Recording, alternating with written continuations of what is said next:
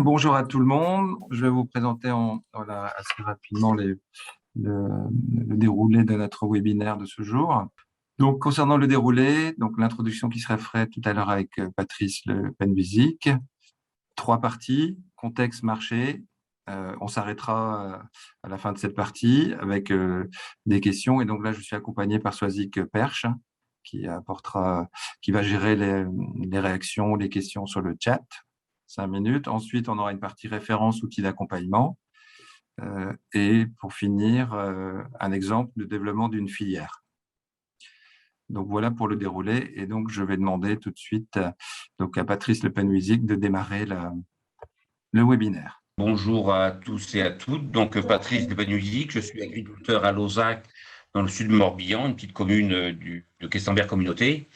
Et j'ai le plaisir donc, de présider la commission bio des chambres d'agriculture de Bretagne. C'est à ce titre-là que je prends la parole pour introduire aujourd'hui.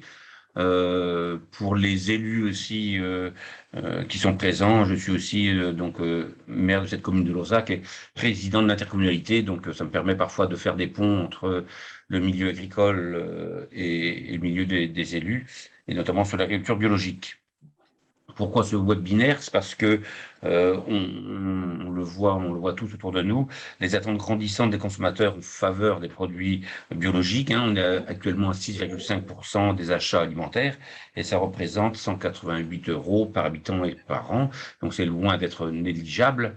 Et la loi Egalim que vous connaissez, qu'on a vu qui a fait beaucoup de débats dans les médias, à un moment donné, contraint ou oblige l'application de mesures en termes de restauration collective pour janvier 2022, donc au moins 50% de produits de filière durable et de qualité, dont 20% en bio. Alors certains ont trouvé que ça minorait la part de la bio, qu'on aurait pu espérer mieux, mais je crois que c'est les sénateurs qui à l'époque avaient influencé pour qu'on soit aussi sur du local. L'objectif et l'ambition de la Chambre d'agriculture est toujours d'accompagner à l'installation et à la conversion en agriculture biologique, ainsi que le développement donc des filières qui visent à renforcer la multi-performance des exploitations biologiques. C'est au cœur de notre stratégie pour la période 2019-2025 pour les chambres d'agriculture de Bretagne. Donc notre ambition est bien d'être le leader sur l'accompagnement et le développement de l'agriculture biologique. On touchera évidemment pas tous les agriculteurs, mais l'ambition est quand même de répondre à la demande de tous et puis, si possible, d'être accompagnateur du maximum des agriculteurs. Comment accompagner au mieux les exploitants, donc ceux qui vont devenir exploitants, ceux qui le sont en conventionnel et qui veulent s'orienter vers l'agriculture biologique, et puis ceux qui resteront tout en conventionnel mais qui veulent quand même prendre des techniques pour l'agriculture biologique. Eh bien, l'idée de développer et de compléter notre offre de services dans le cadre de ProAgri de Terre Alto, donc sur en direction à la fois des agriculteurs mais aussi des collectivités, de structurer la recherche-développement, l'innovation en recherche-développement, et puis on le fait aussi en réseau, puisqu'on est dans le réseau des chambres d'agriculture nationales, dans le réseau APCA, et puis de contribuer aux recherches de référence, aux productions de référence. On a pour ça des stations expérimentales. On a une en lait à Trévarès en Finistère, une en culture de plein champ à Kerguenec en Morbihan, et puis aussi une en maraîchage à Auray à Carpousse. Et puis, on a aussi les réseaux d'agriculteurs qui permettent de répondre aux principaux enjeux. L'idée, évidemment, c'est d'être visible tout en améliorant la communication. Ça suppose aussi que l'on forme bien les agents, parce qu'on ne met pas des gens comme ça du jour au lendemain à être conseillers en bio. Il faut les former, les encadrer, et puis aussi faut déjà travailler en équipe pour être le plus pertinent possible dans leur type de réponse. Et ensuite, on peut répondre aux agriculteurs comme ça de manière pour les orienter, et on peut aussi leur fournir des avis, puis les amener une expertise importante sur les réglementations en bio. Et puis, le but est pour nous de renforcer la présence des élus chambres dans les instances régionales et nationales qui débattent de la bio. On a, à titre d'exemple, sur 4 chambres d'agriculture en Bretagne. On a 2 présidents de chambres qui sont en agriculture biologique et on a Loïc Guine, le président des Vilaines, qui nous représente au niveau national puisqu'il préside la commission nationale de la bio. Voilà, j'en ai fini et je pense que c'est Mali Trédan qui va prendre. Tout Tout à à fait. fait. Merci. Alors, j'entends juste un petit écho, si c'est possible éventuellement de couper vos micros, si c'est possible. Vas-y, Maï. Donc, bonjour Maëlys Trédan, donc je suis chargée de mission économie-emploi donc à la CRAB. Et donc pour faire suite à cette introduction, je vais vous présenter le contexte de la filière bio et son marché à l'échelle nationale, en commençant par récapituler les tendances de ces dernières années. Donc sur la slide suivante, s'il vous plaît. Voilà, super. Donc le fait marquant, c'est que le chiffre d'affaires de l'alimentation biologique a doublé tous les 5 ans depuis 2010. On peut le voir ici plutôt bien avec cette infographie donc éditée par l'agence Bio.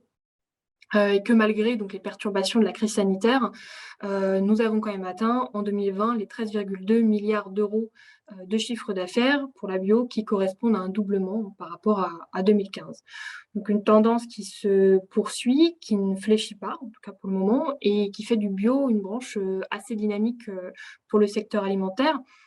Je rappelle quelques chiffres de l'INSEE. Autant la consommation alimentaire globale des ménages avait tendance à être un peu en berne ces dernières années. Alors certes, elle est repartie à la hausse entre 2019 et 2020, plus 3,4%, mais au regard du bio, qui était à plus 12,2%, il y a quand même une dynamique plus marquée. Donc voilà pour ce petit état des lieux. Je poursuivrai en faisant un focus sur l'impact qu'a eu la crise sanitaire. Donc, c'est difficile de ne pas en parler. Donc 54% des Français déclarent avoir modifié leur comportement alimentaire au cours des 3 dernières années. Et ce qui est intéressant, c'est de voir que parmi eux, 6 sur 10 déclarent l'avoir modifié pendant la crise sanitaire, ce qui correspond à un tiers des Français au total. Donc parmi ces modifications qui n'ont pas forcément profité qu'au bio, ça c'est un sondage issu de l'agence Bio également, donc, qui posait différentes questions. En oui, non. Donc, avez-vous privilégié les produits locaux et les circuits courts pendant la crise? Oui à 59%. Et pour le cas des produits biologiques, vous pouvez le voir en bleu, c'était oui à 40%. Donc, une augmentation quand même de la consommation et une évolution dans les pratiques de consommation assez marquée. Alors, où ces produits biologiques ont-ils été achetés? On pourrait se poser la question. Donc, sur la slide suivante, on voit un tableau. Donc, on constate que la GMS reste en tête des lieux privilégiés. Je voulais encadrer en bleu au niveau de la part de marché du bio. Donc, ça reste en fait un lieu privilégié pour les consommateurs de venir acheter leurs produits biologiques, 55% de chiffre d'affaires sur les 13,2 milliards évoqués tout à l'heure, avec une progression de quasiment 12% entre 2019 et 2020. Donc, ce qui est dans la continuité de la tendance de ces dernières années, où le poids de la GMS a augmenté, souvent par rapport aux magasins spécialisés d'ailleurs, contribuant aussi, donc certes, à une démocratisation de bio, mais également à une plus forte négociation des prix qui ont eu tendance à être tirés vers le bas.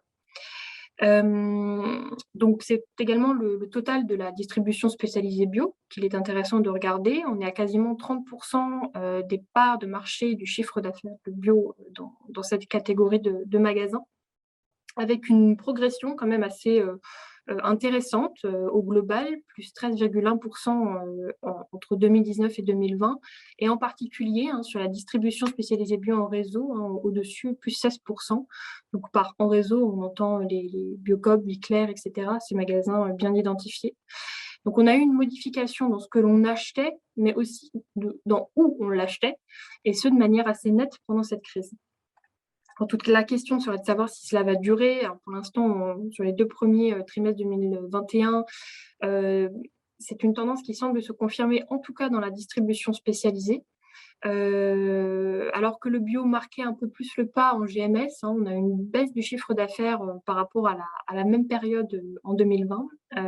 Donc, une petite diminution, alors que dans les magasins spécialisés, on continue à tirer vraisemblablement l'épingle du jeu. D'ailleurs, un panier dans ce type d'enseigne qui est passé de 30 € avant la crise à 40 €, principalement pour l'achat des fruits et légumes. Alors, qu'achète-t-on particulièrement en bio dans les ménages? Sur la slide suivante, voilà, donc on va avoir les produits d'épicerie qui sont majoritairement plébiscités et mis dans le panier, suivis donc par les fruits et légumes frais, les produits de crèmerie, et puis à part égale ensuite viande, boissons alcoolisées, boulangerie, et puis pour terminer par les produits de la mer, traiteurs surgelés et les boissons sans alcool. Et au sein de ces catégories de produits, on va juste cliquer si possible, si l'on regarde un peu plus à la loupe, les produits pour lesquels il y a une forte progression entre 2019 et 2020, donc là aussi c'est à mettre en perspective par rapport à la situation sanitaire, bien ce sont les bières, la catégorie des boissons alcoolisées et les surgelés bio, respectivement plus 33 et plus 30% par rapport à 2019. Donc, ce qui paraît logique, compte tenu de la modification des rythmes de vie en 2020. Toujours pareil, est-ce que ces produits continueront à tirer leur épingle du jeu en 2021? Pour la bière, pour l'instant, cela semble se confirmer, à voir si pour les surgelés bio, on garde cette même courbe de progression. Donc, pour finir un peu sur cette partie généralité, il paraissait intéressant de relier les tendances de consommation aux tendances de production. Donc, aujourd'hui, en France, ce sont 2,55 millions d'hectares en bio ou en cours de conversion qui sont cultivés, soit 9,5% de la surface agricole française. Et donc, ce qui est important de souligner également, j'ai noté à droite, c'est en fait, voilà, malgré la hausse de consommation, la hausse de demande de produits bio en 2020 pendant la crise, eh bien, la part des importations n'a pas augmenté. On est resté autour de 33%, dont 13% non compressibles de produits tropicaux, donc ils ne sont pas cultivables sous nos latitudes, ce qui signifie que nous avons su absorber la demande, voire même nous avons su en profiter puisque la dynamique des exportations a été plus importante en 2020 pour le vin, notamment certains produits d'épicerie et fruits et légumes comme les pommes ou les noix, vers l'Allemagne notamment. Une dynamique voilà, qui en progression sur la plupart des cultures. En termes de surface, on est à plus 19% de surface en production légumière entre 2019 et 2020, plus 13% en production fruitière.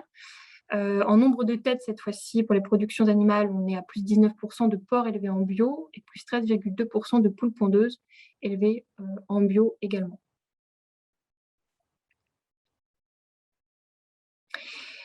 Pour conclure, donc une petite conclusion intermédiaire sur cette partie, donc un petit SWOT, les fameuses forces, faiblesses, opportunités et menaces du bio dans ce contexte. Alors, au niveau des faiblesses, effectivement, on reste sur des produits qui sont plus chers, on le sait, mais 54% de la population ne trouve pas normal qu'un produit bio coûte plus cher. C'est le résultat d'un sondage réalisé par l'agence Bio. Alors qu'effectivement, il y a des coûts de production qui restent plus importants. Et donc là, on se heurte effectivement à une volonté de démocratisation du bio et donc qui passe par une baisse des prix. La balance offre-demande qui est à surveiller également. Alors oui, il y a de la demande, il y en a même plus en 2020. Il y a une dynamique d'installation, mais attention à ne pas dépasser les quotas. C'est ce qui se passe en lait actuellement et qui peut provoquer un déclassement des produits sur le bio. En face, il y a les forces. Alors, il y a une progression constante depuis, on l'a vu, depuis des années dans la plupart des filières, qui sont aussi liées à des modifications de consommation qui ont été accentuées pendant la période de Covid en 2020, qui semblent se confirmer en 2021, surtout dans les magasins spécialisés, mais à surveiller, il ne faudrait quand même pas que cette année 2020 si particulière agisse comme un trompe-l'œil non plus. Les menaces, alors après la crise sanitaire, on peut effectivement s'attendre à des difficultés économiques, donc à une baisse de pouvoir d'achat, un retour à la vie normale qui pourrait provoquer une réorientation des dépenses, notamment le loisir, les sorties, etc., au détriment de celui de l'alimentation. Et puis cet effet solidarité pour les petits producteurs, commerçants, artisans locaux qui a été très présent pendant la crise, n'est pas forcément amené à durer non plus. Donc, il faut faire attention à ces signaux-là. Et puis une montée en gamme des produits bio. Alors, vous allez me dire c'est un bien pour un mal aussi, mais il y a effectivement de plus en plus de segmentation, de SICO, des signes de qualité, simplement les labels rouges, les AOP, AOC, etc. Et donc qui participent finalement à une augmentation de la qualité globale et qui vient concurrencer directement le bio.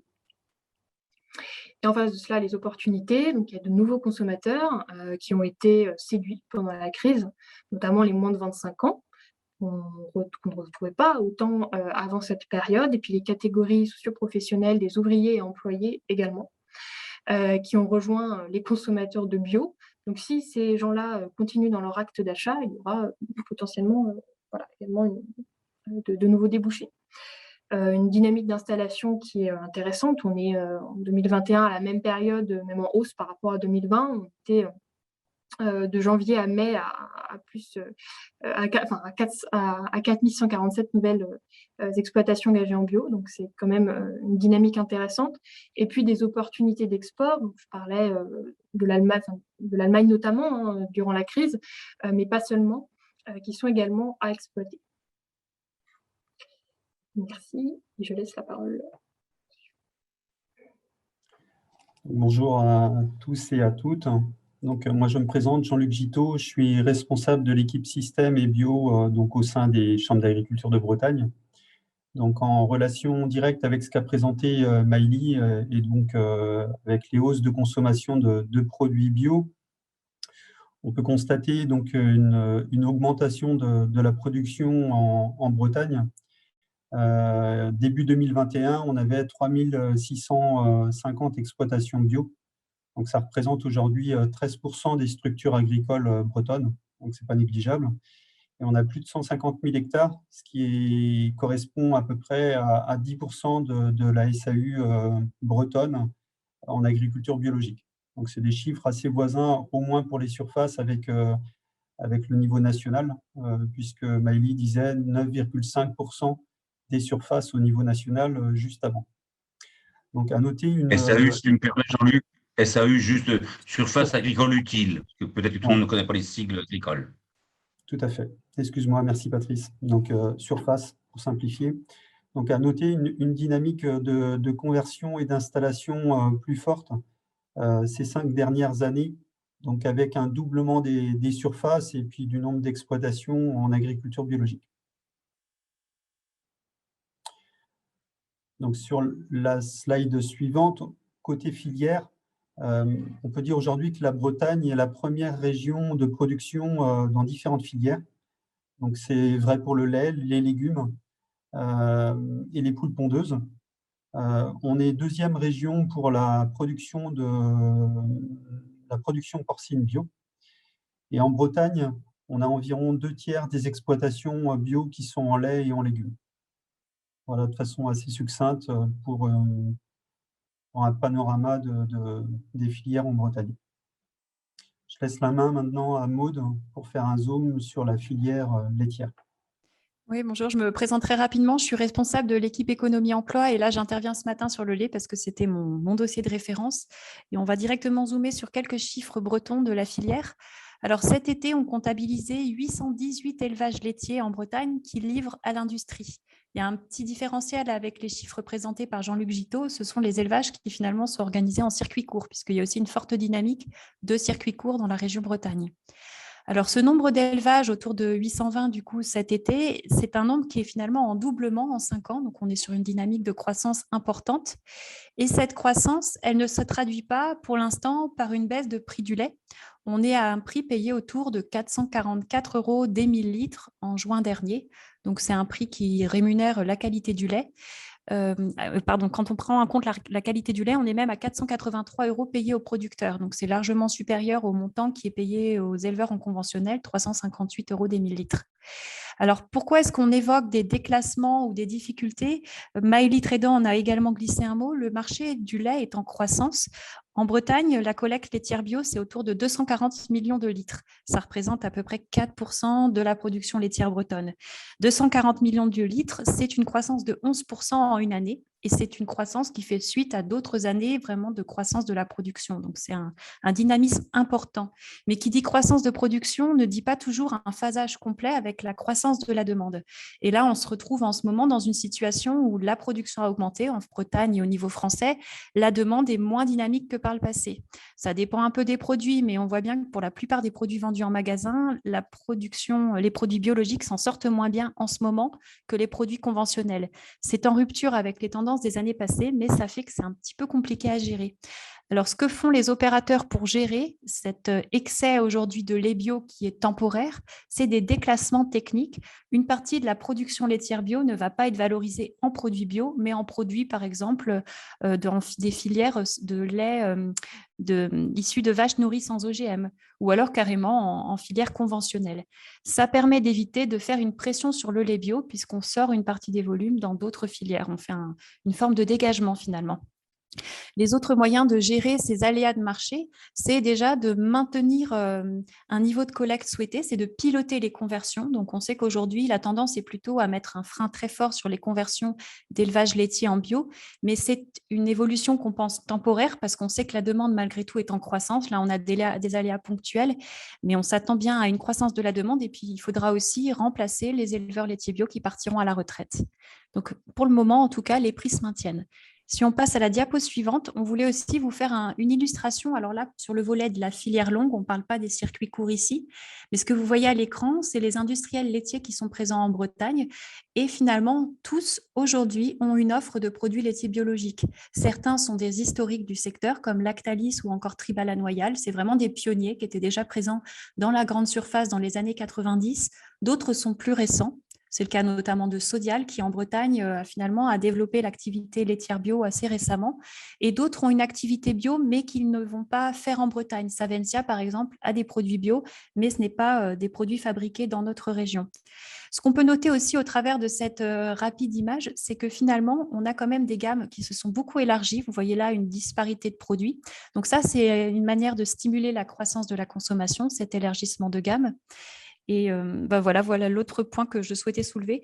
Et quand même, pour expliquer ce développement, aujourd'hui, les industriels, pour obtenir des appels d'offres, notamment avec la restauration collective, on leur demande d'être capables de proposer des produits conventionnels, mais d'avoir l'homologue en bio. Donc, c'est vraiment incitatif pour qu'ils développent leur gamme en produits laitiers biologiques.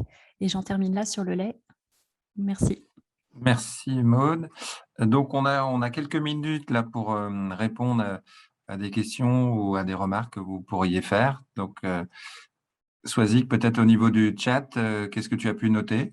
Oui, alors sur le chat, il y a eu deux remarques. Alors notamment une de Monsieur Hamon, là je pense qu'il a eu sa réponse sur les enjeux de déclassement du lait bio et de la tenue du marché. Donc là, sauf voilà, besoin de renseignements complémentaires, je pense que Maud a apporté toutes les informations nécessaires. Peut-être un petit zoom qui serait intéressant, mais à savoir si on a les données par rapport au marché et à la consommation de produits bio en Bretagne, est-ce qu'on aurait quelques chiffres complémentaires des statistiques présentées à l'échelle nationale? Ça, c'était Madame Delmouli qui demandait ces niveaux d'information un peu plus zoomés sur la consommation locale. Donc, question plutôt à l'intention de Maëlie. Voilà. Alors là, effectivement, les chiffres en local ne sont pas aussi complets, en tout cas par rapport au niveau national. Donc là, moi, je ne pourrais pas forcément vous les fournir tout de suite. Mais voilà, il y a effectivement les chiffres notamment fournis par IBB pour être disponibles rapidement. D'accord. Mais peut-être qu'on pourrait mettre, Maëlie, le lien dans le chat vers les données IBB site internet. Oui. Proposition. Oui. D'autres compléments, réactions? Ah, je vois que Swazik a un autre commentaire. Alors là, on est sur un dossier, Monsieur Cagnard, donc là qui demande sur la conciliation de l'élevage bio et l'urbanisation en zone périurbaine. Voilà. Est-ce que peut-être à Patrice, comment voilà, voit-il les choses? Je peux développer si vous voulez. Voilà. Oui, ce serait intéressant de savoir. Bonjour. Je salue mes anciens collègues puisque pour ceux qui me connaissent pas, je suis un ancien salarié de la Chambre. Aujourd'hui, je représente la ville de Plérin et je suis élu à Plérin à la transition écologique. Et en fait, on a une pression urbanistique très forte à Plérin. Tout le monde peut le comprendre, en tout cas pour ceux qui connaissent, qui savent où c'est dans la banlieue de Saint-Brieuc.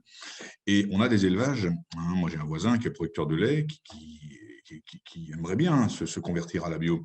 Sauf que son parcellaire est constamment mité par l'urbanisation. Et on sait bien qu'une des conditions de réussite de la conversion bio, c'est d'avoir une surface de pâturage plus importante possible. Il est embêté parce que en fait, il ne va pas envoyer ses vaches. Il a peut-être 10 hectares accessibles à ses vaches autour de ses bâtiments. Le reste, il faut traverser une route, il faut traverser des carrefours. Voilà, c'est compliqué. Voilà pour le contexte. Alors là, Véronique, tu as peut-être des éléments de réponse. Il n'y a peut-être pas de réponse toute faite, mais c'est une difficulté que je voulais soulever. Je veux bien essayer un peu. Donc, Patrice de Pleine Musique. Oui, en effet, il y a au moins 2 réponses à apporter à cette remarque. L'une, c'est que sans doute que sur le territoire breton, on n'a pas toujours autant de pression qu'on l'a autour de Saint-Brieuc. C'est assez fréquent dans le milieu périurbain, en effet. Je pense qu'on a sans doute à se repenser pour l'agriculture en général, pas uniquement pour l'agriculture biologique, à repenser l'organisation parfois des parcellaires autour des bâtiments. Il faudrait revenir à ce qu'on a fait, à ce que nos parents ou nos grands-parents ont fait, de l'aménagement foncier, mais sans doute pas à la taille des communes. Les outils administratifs étaient liés aux communes, et on voit bien que la taille des exploitations ne correspond plus aux communes. Donc, il faudrait au moins le voir sur peut-être un plan intercommunal, voire avec les communes périphériques de l'exploitation. C'est une solution. Je trouve que c'est un très bon outil qui, d'un point de vue cadastre, frais notariés, organiser les choses. Personnellement, moi, sur mon territoire, je vais militer pour qu'on puisse en faire un en concertation avec le département, parce que ça me semble être quelque chose d'incontournable d'un point de vue organisation du travail, économique, et puis aussi, en effet, pour développer le pâturage qui correspond à une demande sociale.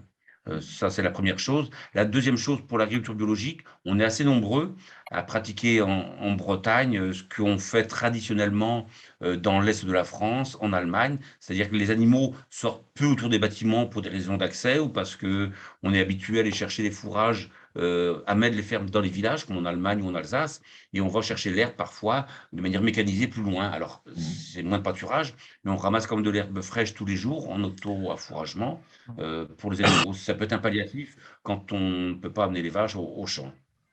Et ça fonctionne assez bien avec des coûts assez maîtrisés. D'accord, très bien. Et je pense que vous, collectivité, vous avez aussi un levier, ou du moins de l'action possible, sur travers des PLU, PLUI. J'allais vous le dire. Préserver, gérer les zones agricoles, quoi. Oui. Et en lien avec la profession, quoi. Non, mais en fait, on est en train de travailler sur le PLUI de Saint-Brieuc, agglomération, 32 communes, et on est quelques-uns à être vent debout contre l'augmentation de l'artificialisation des sols, parce qu'on a un objectif, juste pour dire un chiffre, sur les 10 dernières années, il y a eu un peu plus de 600 hectares d'artificialisés. L'ambition, c'est de diviser par 2. Et puis, il y a des zones, nous, à Plérin, les zones agricoles sont sanctuarisées. Il n'est pas question qu'on mette un hectare supplémentaire, malgré les pressions de certains propriétaires fonciers. Il n'est pas question qu'on mette un hectare supplémentaire à l'urbanisation. On a des dents creuses à densifier, à requalifier. Voilà. Très bien. C'est un outil. Il y a des PLUI en cours de mise en place, qui sont à des stades divers en Bretagne. Là, il y a vraiment un outil des élus, il me semble, pour sanctuariser des zones agricoles. Bien. Vas-y, Perche, juste pour compléter, pour terminer sur ce sujet-là, et on voit qu'il y a des données qui arrivent, des demandes qui sont arrivées en complément.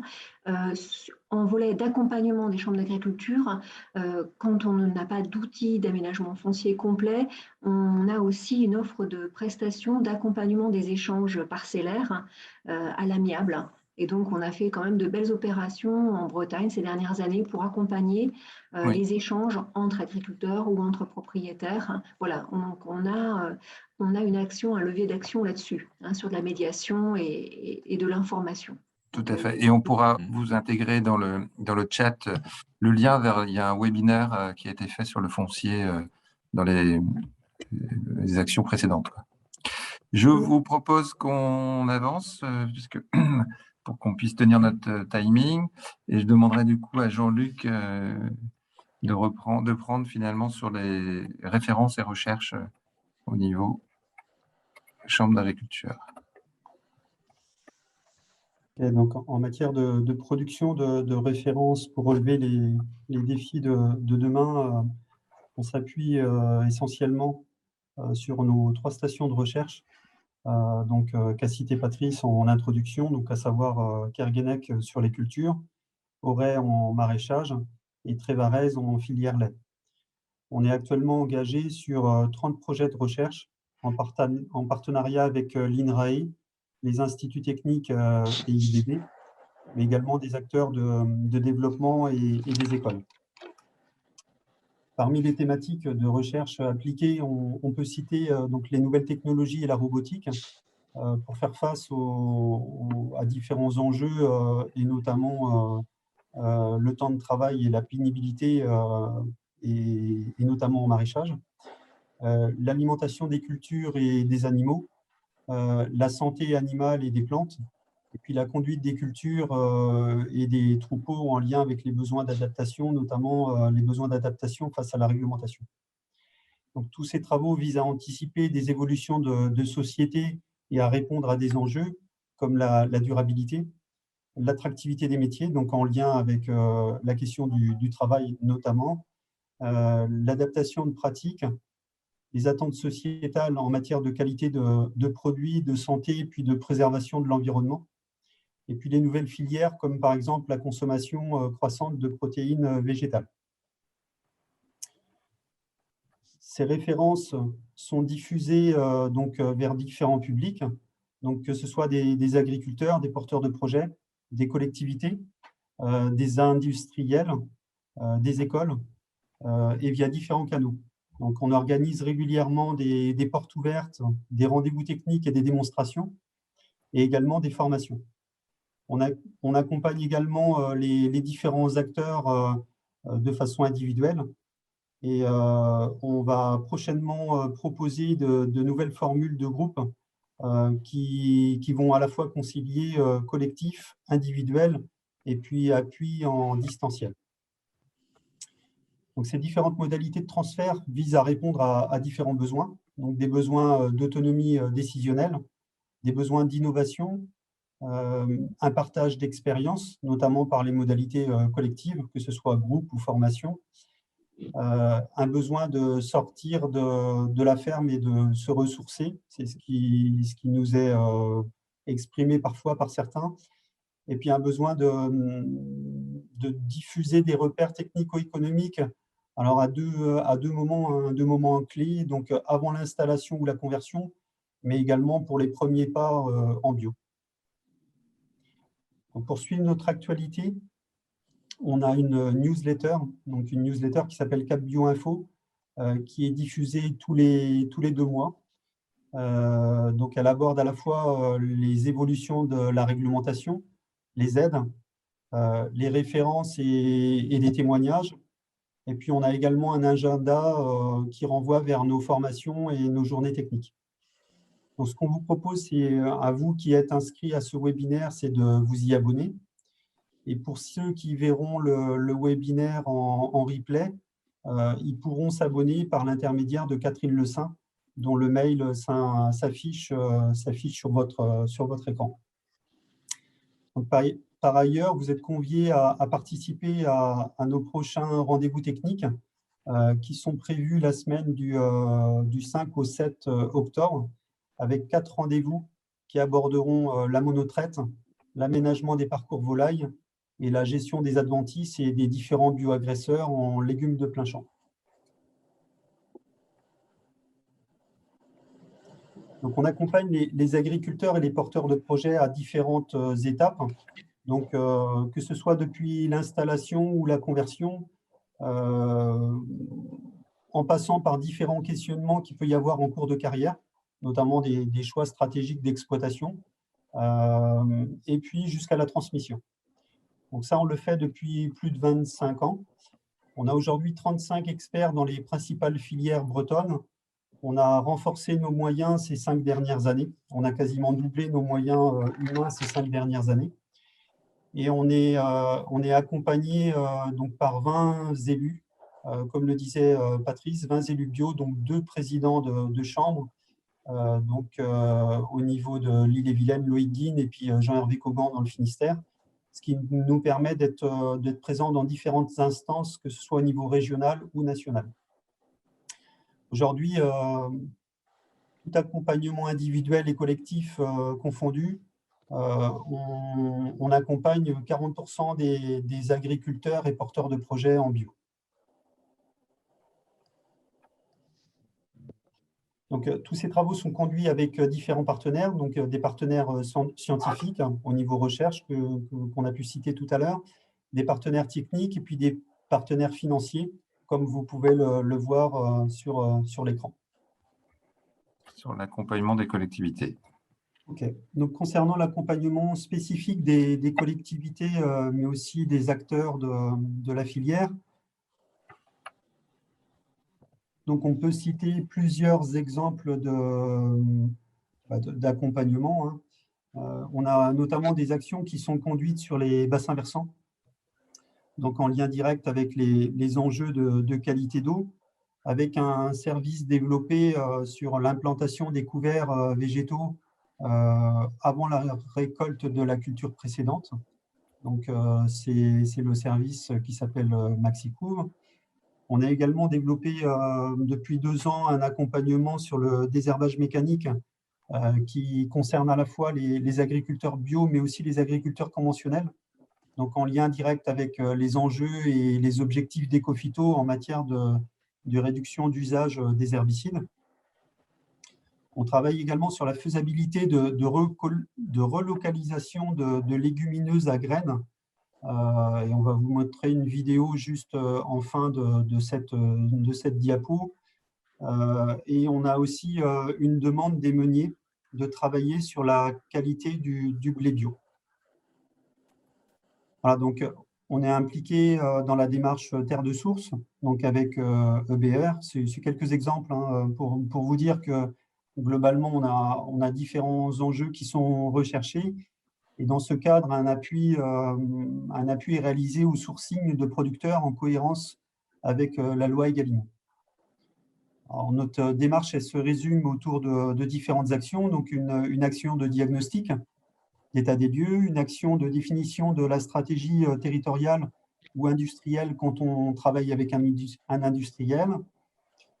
Pour nous, l'objectif premier, c'est d'équilibrer l'offre et la demande en produits, donc que ce soit à l'échelle d'une filière ou à l'échelle d'un territoire.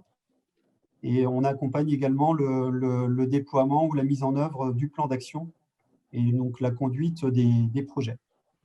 Donc, je vous propose de visionner la vidéo en lien avec le projet AEP, produire des légumineuses biologiques à destination de l'alimentation humaine en Bretagne Sud. Le projet est né d'une demande d'un industriel morbihanais qui est aujourd'hui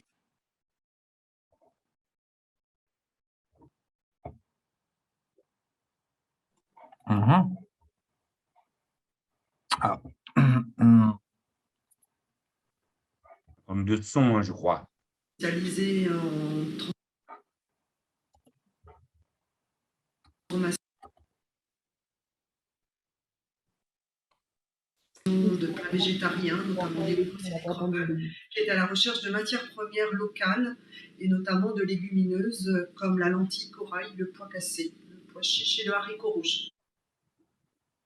L'idée, c'était de pouvoir fournir cet industriel dans l'idée d'arriver à produire 100 tonnes de culture pour lui. Donc, le collectif est né à partir de 7 producteurs pionniers la première année, dont 3 ont expérimenté au champ. Et en deuxième année, nous sommes 21 producteurs de tous horizons du Morbihan et voire Finistère Sud. Alors l'intérêt pour les producteurs, c'est basé sur l'intérêt des légumineuses, donc moins gourmandes en effluents, qui est un problème en grande culture en bio. Donc essayer de valoriser des cultures nouvelles, diversifier l'assolement et la rotation, et donc implanter des légumineuses à destination humaine, donc normalement avec une valeur ajoutée supérieure aux autres cultures. Alors l'enjeu de la filière, c'est d'abord maîtriser l'itinéraire technique et ensuite de faire un produit qui peut être valorisé en alimentation humaine. Donc, suite au montage du groupe, on a mené des premiers essais en culture en 2018. Donc, premier challenge, c'était de trouver des semences. Donc, pour les haricots rouges, pois chiches, lentilles corail, c'est pas des semences qu'on peut trouver sur le secteur de la Bretagne. Le pois vert pour la casserie, c'était un petit peu plus facile. On a décidé d'associer certaines cultures. Par exemple, le pois a été associé à de l'orge. On a testé différentes céréales avec la lentille corail. On a testé la cameline également associée à la lentille corail, dans l'objectif de limiter les problèmes de verse, sachant qu'on était plutôt sur des cultures qui sont cultivées sur des bassins de production plutôt au sud de la France. Et donc nous, il fallait qu'on ajuste l'itinéraire technique au contexte pédoclimatique qu'on a en Bretagne. Sur nos essais, il y a tout un volet au champ, mais sorti du champ, ce n'est pas fini. On est confronté quand même à des questions aujourd'hui, puisque tout ce volet transformation n'existe pas dans le Grand Ouest. Donc cette partie de nos travaux reste très importante pour voir la faisabilité de la filière. Le projet a pu voir le jour grâce donc au financement du conseil régional dans le cadre de l'AEP. Très bien. Donc, on va reprendre le fil. Donc, on se donne aussi quelques minutes pour répondre à des questions ou des remarques. Je vous informe qu'on a avec nous Caroline Coquoal qui était dans la vidéo, donc qui suit le projet, et puis également Isabelle Goré-Chapelle qui suit les PAT, la chargée de mission alimentation au niveau Bretagne, et qui suit les PAT avec des collectivités. Voilà. Swazik ? Oui, pardon. On est revenu sur le chat sur des éléments précédents, mais on n'a pas de question là qui est publiée à ce stade de nos échanges. Donc, pas de questions sur l'exemple qui a été présenté? Non, pas pour l'instant. Ouais. Je vous propose qu'on continue. Donc là, ça va être ma partie. Donc, Hervé Le Goff, là, je suis chargé d'animation territoriale sur le Quimper. Et donc, au niveau des territoires, comment la chambre d'agriculture peut être à vos côtés? Sous deux formes. On a une newsletter collectivité qui existe depuis début 2000. Et donc, il y a une fréquence trimestrielle. Et l'idée, c'est de pouvoir partager différentes actualités qui peuvent vous concerner. Hein. Ça peut être autour du foncier, de l'alimentation, le réglementaire. Et donc, on met en avant des témoignages ou des expériences qu'on a pu conduire aussi avec des collectivités. Et puis, depuis effectivement la semaine dernière, donc, on a mis en place un site web justement spécifique à destination de vous pour pouvoir répondre et puis vous informer des thématiques qu'on retrouve quand on rencontre des collectivités, que ce soit effectivement, j'évoquais le foncier, l'alimentation, l'économie, enfin voilà, le plan climat. Donc, tous ces éléments-là, vous pourrez les retrouver. Et donc, vous avez la possibilité, effectivement, aussi de vous inscrire comme pour le site bio. Donc, la Chambre d'agriculture à vos côtés, effectivement, nous, on est organisé à l'échelle des territoires. Donc, il y a bien sûr une structuration régionale pour les services. Mais par contre, pour répondre au niveau local, on a 25 antennes, 20 territoires qui sont répartis sur l'ensemble de la région. Et pour chacun des territoires, on a un binôme élu référent territorial et chargé d'animation territoriale comme moi. Donc, ces chargés d'animation territoriale, vous pouvez les retrouver dans les différents départements. Et comme vous aurez aussi le lien vers ce diaporama, donc vous pourrez retrouver les contacts au plus proche de vous. Donc, c'est l'un des premiers interlocuteurs vers qui vous pouvez aller pour toutes les questions que vous pouvez avoir ou des demandes d'information. Voilà, sur cette partie, je vois que le chat, il y a des choses qui... Non, c'est des compléments. Voilà, ce sont des compléments.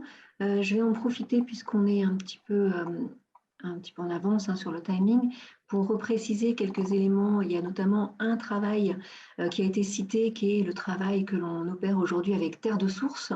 Terre de Source, c'est une labellisation qui est engagée par Eau du Bassin Rennais et à laquelle nous sommes associés pour le montage de plusieurs projets. Il y a un projet émergence de filière, donc on reprend aussi un souhait des collectivités d'aller vers des repas, collectivités rennaises, d'aller vers l'introduction de légumineuses dans les repas. Et donc, on a été à l'émergence de contacts, mise en contact de producteurs sur des projets de légumineuses, pareil, lentilles, pois chiches, on est allé jusqu'à du quinoa pour approvisionner à moyen terme les cantines, enfin à court terme et à moyen terme, les cantines du bassin rennais via ce projet Terre de Source où il y a un fléchage des producteurs qui pourront répondre à un appel d'offres spécifique porté par la ville de Rennes. Donc là-dessus, nous on est mobilisés sur des émergences de filières légumineuses et aussi de blé bio relocalisé. Voilà. Et on a également une mise en relation des producteurs avec les différentes cantines concernées par ce projet de Terre de Source, où là on fait du sourcing et on va assurer la mise en relation des producteurs avec les collectivités locales du bassin rennais. Donc voilà, c'était juste pour expliciter ce terme Terre de Source. Très bien, merci Swazik. Du coup, je vais demander à Patrice peut-être de conclure le webinaire avant que... Vous remercier tous ceux qui ont participé, ceux qui aussi ont organisé et la qualité des présentations qui ont été faites. C'était pour moi qui connais un peu le sujet, j'ai encore appris des choses, donc félicitations. N'hésitez pas quand même à aller sur les sites qui vous ont été proposés. Je m'adresse à tous les participants pour continuer les échanges. On réorganisera d'autres réunions de ce type. Ça a le mérite d'être bref, de tenir en 1 heure et d'être très, très précis. Merci à tous, bonne fin de journée et au plaisir de vous retrouver dans un webinaire. Au revoir. Voilà. On peut se donner encore quelques minutes. Je vois sur le chat peut-être une question sur les PAT. Les PAT, oui, effectivement. Est-ce que du coup Isabelle pourrait y répondre? Et je vous mets dans le chat le lien vers le questionnaire, mais qu'on vous fera suivre aussi. Vous pourrez le compléter d'ici la fin, mais on le fera suivre aussi par mail. Isabelle, du coup, quelques minutes. Oui, il y a deux questions. Il y a Véronique Delmouli qui en a posé une sur les PAT pourraient-ils effectivement être le sujet d'un futur webinaire? Aucune difficulté. Il y a déjà eu un webinaire qui a été organisé sur les PAT, mais où on vous fournira le lien. Mais il est évident qu'il est nécessaire aussi de refaire de temps en temps un point d'étape. Et Madame Bouézard, est-ce que vous pourriez préciser, parce que est-ce possible d'avoir des précisions, le PAT étant tellement large que les précisions sont peut-être particulières. Madame Bouézard? Oui, bonjour. Vous m'entendez? Oui, je vous entends très bien. Non, c'était juste parce qu'il me semblait que vous aviez effectivement évoqué les PAT sans rentrer dans le détail des accompagnements possibles, à moins que j'ai peut-être raté des informations, mais l'idée était d'avoir un petit peu plus de précision sur l'implication de la Chambre d'agriculture sur le sujet. Donc, la Chambre d'agriculture est impliquée sur l'ensemble des PAT, soit au niveau du COPIL, soit réellement dans des actions précises sur le développement de filières. Le projet alimentaire de territoire, c'est un outil qui va vous servir à objectiver votre projet alimentaire territorial. Donc, c'est vraiment, on vous accompagne dans l'écriture, dans les objectifs que vous vous fixez, tout EPCI confondu.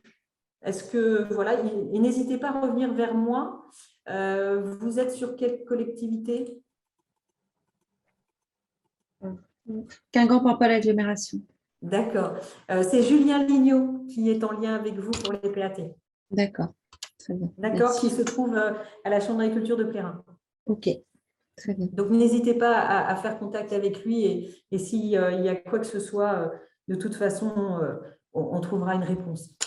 D'accord. Très bien. D'accord? Merci. Merci. De rien. Merci Isabelle. Bon, donc on arrive au terme de notre webinaire. Donc on vous fera suivre le lien vers la présentation.